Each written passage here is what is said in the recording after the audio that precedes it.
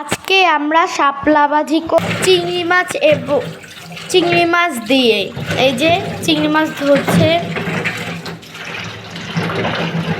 আগে আস্তা ধুয়ে নিচ্ছি চিংড়ি মাছগুলো, পরে কাটবো।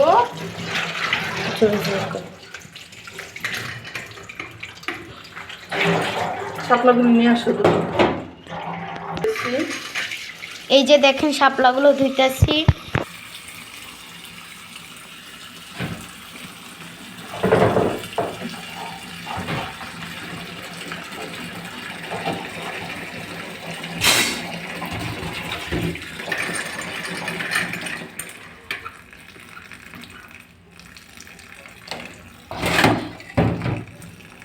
কথা কই, এই যে শাপলা দিতেছি। শাপলাগুলি ছোট ছোট করে কেটেছি, কারণ ভাজা করবো সেই জন্য ছোট করে কেটেছি। আমরা লোকজন বেশি তো, এখন বেশি করে শাপলা ভাজি করবো চিংড়ি মাছ দিয়ে ইনশাআল্লাহ।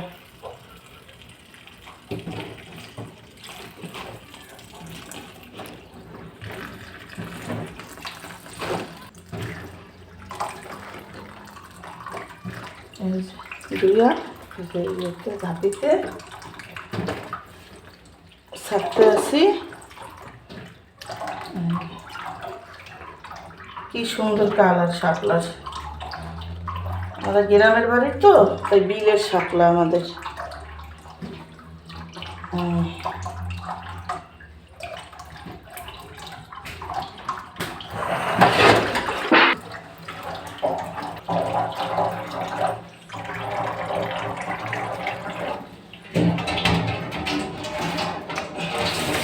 ছোট ছোট করে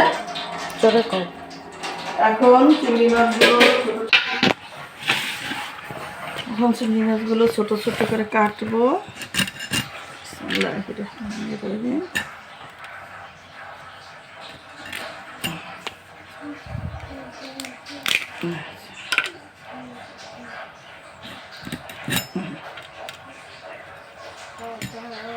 খেতে খুব মজা।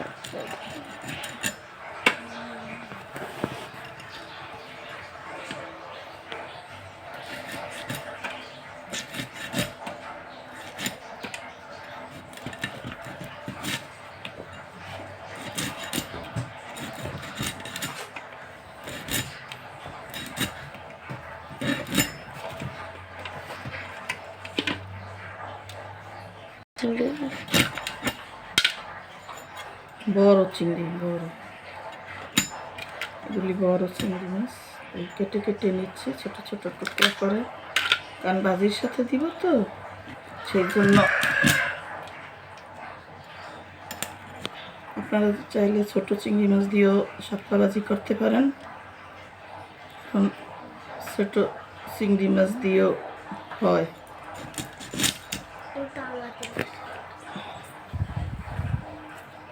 ময়লা চিংড়ি মাছের ভিতরে অনেক ময়লা থাকে, এগুলি আবার পরিষ্কার করা লাগে।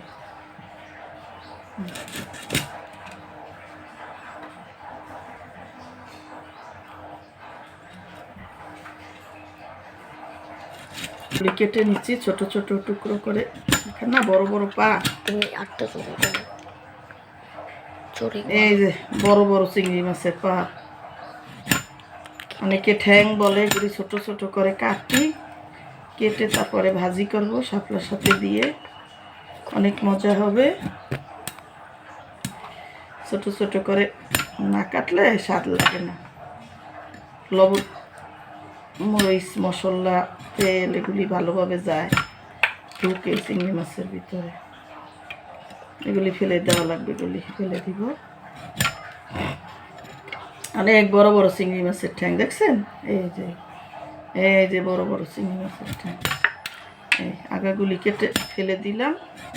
এই যে কাটতেছি ছোট ছোট করে, শাপলা দিয়ে ভাজি করব।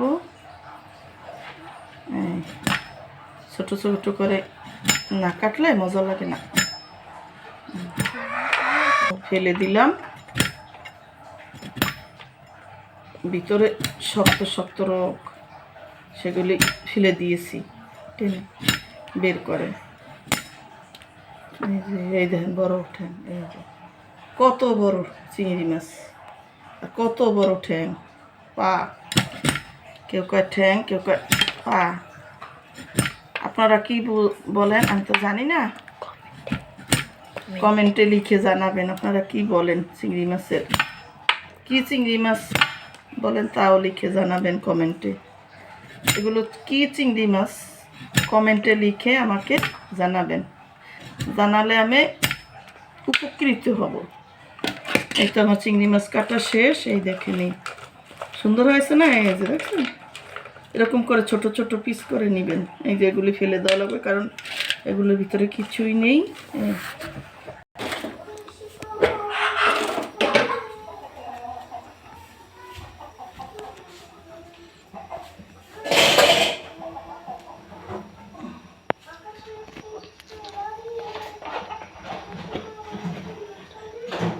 বিসমিল্লাহির রহমানির রহিম। এখন তেল ঢেলে দিলাম কড়াইতে, সাদা তেল।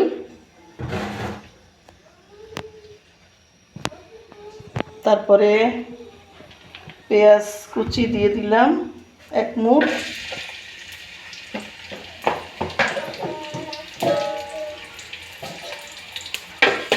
নেড়ে দিচ্ছি।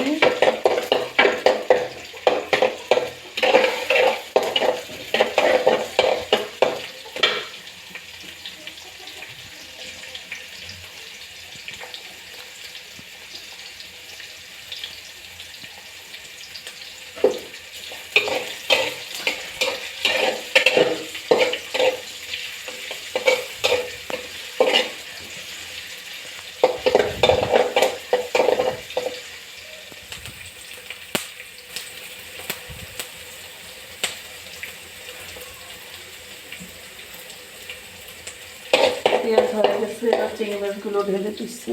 বিসমিল্লাহির রহমানির রহিম।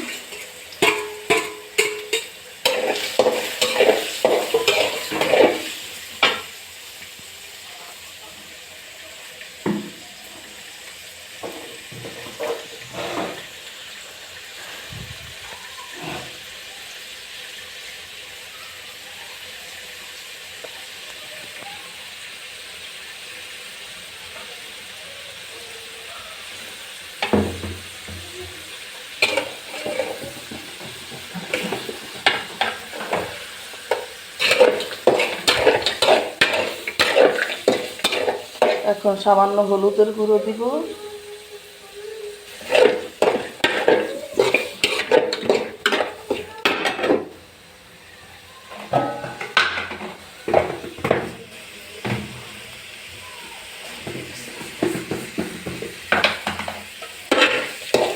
সামান্য মরিচের গুঁড়া দিব,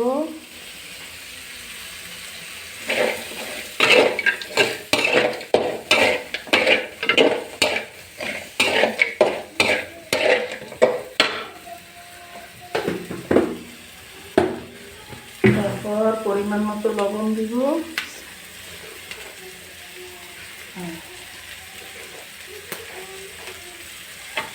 আপনারা চাইলে কাঁচামরিচ অথবা বোম্বাই মরিচও দিতে পারেন। আমার কাছে একটু কালার না হইলে ভালো লাগে না, এই জন্য আমি একটু লাল মরিচের গুঁড়ো দিয়েছি কালারটা সুন্দর আনার জন্য। এই জন্য একটু মরিচের গুঁড়ো দিয়েছি লেবুর গুঁড়োর সাথে।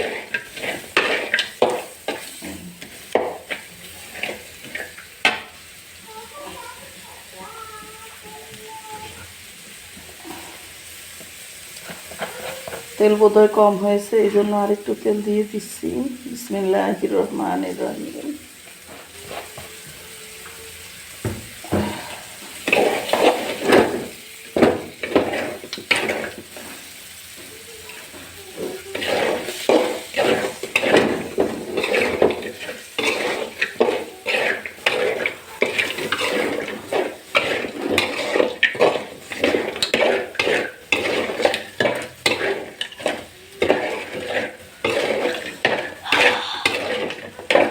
অনেক সুন্দর একটা ফ্লেভার আসছে,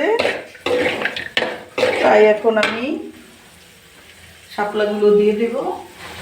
কেটে ধুয়ে রেখেছিলাম, শাপলাগুলো আপনারা দেখেছেন। তাই এখন বিসমিল্লাহির রহমানির রহিম শাপলাগুলো দিয়ে দিব।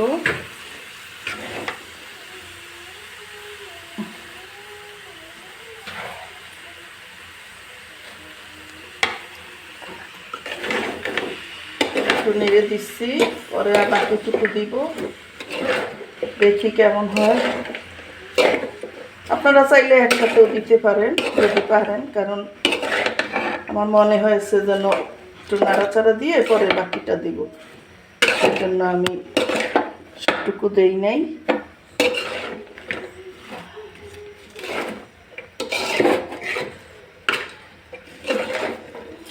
বর্ষাকালে তো শাপলাই মজা, শাপলা ভাজি চিংড়ি মাছ দিয়ে আরো মজা, বেশি মজা। ছোট চিংড়ি মাছ হইলে আরো মজা হইতো, যদি হইতো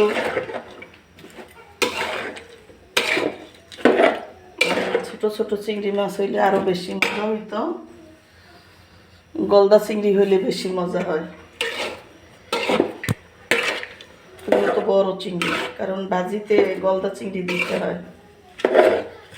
বিসমিল্লাহির রহমানির রহিম বাকি শাপলাগুলো দিয়ে দিচ্ছি ঢেলে।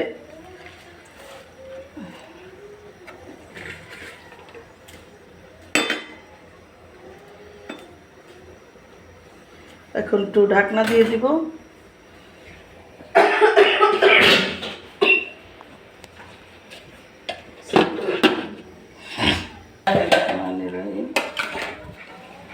কয়েক মিনিট পরে আসলাম, এখন একটু নেড়ে দিচ্ছি।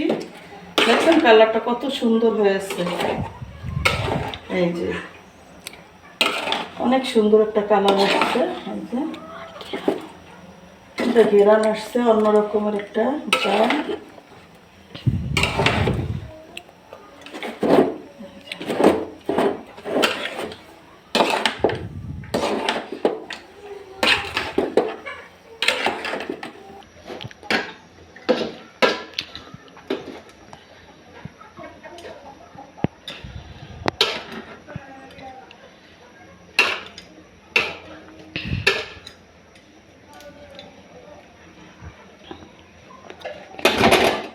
বিসমিল্লাহির রহমানির রহিম, বিসমিল্লাহির রহমানির রহিম।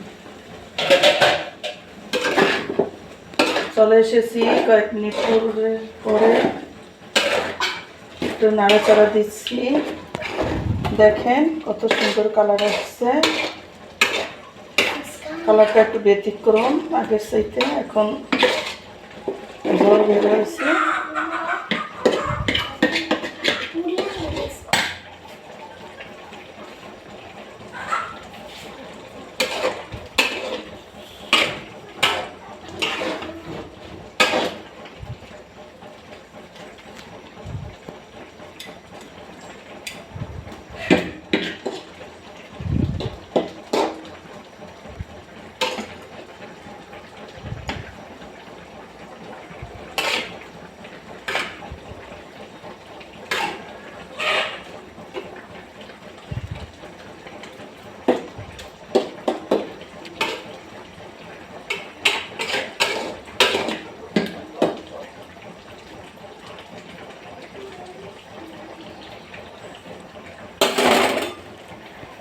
এখন আর ঢাকনা দেওয়া যাবে না।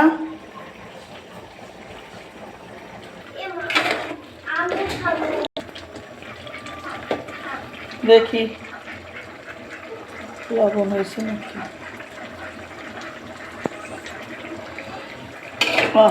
মজা।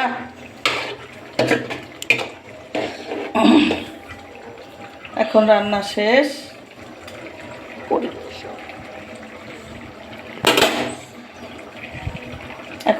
শেষ, চুলা নিভিয়ে দিচ্ছি।